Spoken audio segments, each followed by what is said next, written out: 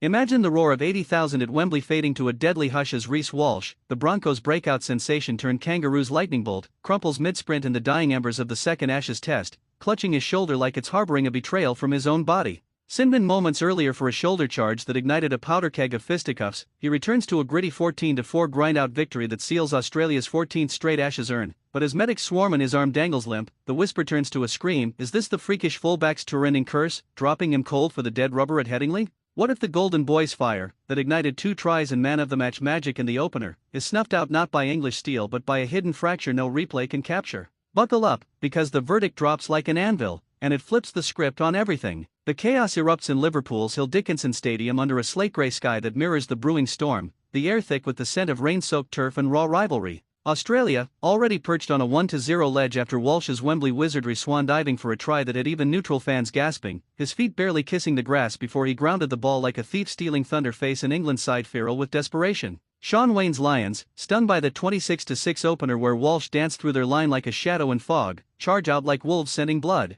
The whistle shrills at 65 minutes. Walsh, eyes locked on Dom Young's fumbled pill, launches aerial, shoulder-clipping skull in a crack that echoes like thunderclap. Yellow card. Sin bin. The crowd, 50,000 strong in Everton blue, erupts in a cauldron of jeers, but Walsh doesn't flinch, striding off with that trademark swagger masking the flicker of doubt in his gaze. Teammates huddle, Harry Grant barking orders, Nathan Cleary's boot threading penalties to keep the score knotted at 4-4, but the real war rages in the shadows. Fazu Amali and Young already binned in a pre-kickoff melee that saw jerseys tugged and fists flying, a nod to the bad blood simmering since Wembley's whitewash. As the second half claws back to life, Australia digs deep, their forward pack led by a rampaging Patrick Carrigan grinding meters like a slow-burning fuse toward ignition. England, with a man up, bombards the line, Mikey Lewis weaving spells that nearly unlock the vault, but Kangaroos' defense holds like ironclad vows. Walsh watches from the naughty chair, heart pounding as George Williams probes. Harry Smith slots a penalty to tease hope, but the Aussies counter with venom. Then, the moment that twists the knife, 72 minutes in, Walsh returns to booze that could curdle milk, only to chase a loose ball with ferocious intent, diving into a tackle cluster that jars his shoulder against unyielding English bone. He pops up, shakes it off with a grin for the cameras, but insiders later spill the tea that Jolt reopened a nagging tweak from training, a micro-tear in the AC joint that scans now confirm as a full-blown spectre. Australia surges, Cameron Munster ghosts through for the decider, Hudson Young crashes over like a tidal wave, Cleary's conversion splitting uprights as the siren wails.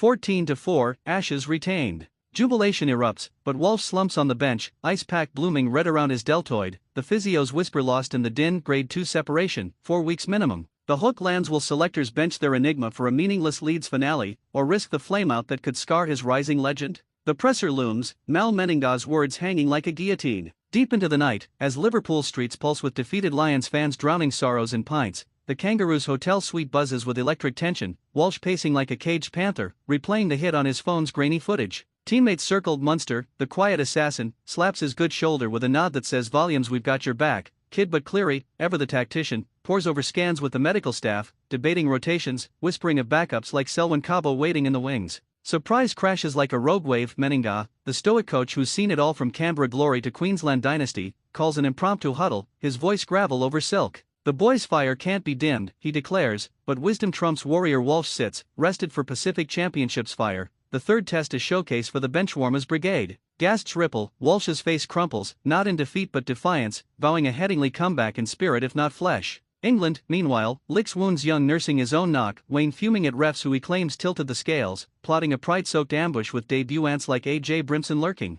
Fans flood socials, hashtag Walshout trending like wildfire, debates raging, heroes rest or heartbreaking snub? Yet in the quiet hours, a leaked text surfaces. Walsh to Meninga, coach, one more run, for the earned shine. The plea denied, but the cliffhanger coils. What if scans lie, and he straps up anyway, defying docs for a phantom charge that could etch immortality or etch regret? The dawn breaks over Merseyside, team sheets pending, the Ashes safe but the saga savage. Welcome to Aussie NRL Updates, your unfiltered feed of footy fury. Hit subscribe now for the raw recaps that hit harder than a Fazu Amali fend, because in league, legends aren't born, they're battered into being. As Headingley hoves into view, England's ghosts of 2003 stir, plotting to tarnish Australia's sweep with a consolation stunner, but without Walsh's spark, his 80-meter bursts, his try-saving swats that left jaws on the deck. Do the Kangaroos flicker or flare? Picture the lineup shuffled, Cabo slotting in, his roosters Polish gleaming under northern floodlights, Munster scheming deeper, Cleary's boot a sniper's scope. Yet the void yawns wide, Walsh's absence a tactical black hole sucking in what-ifs.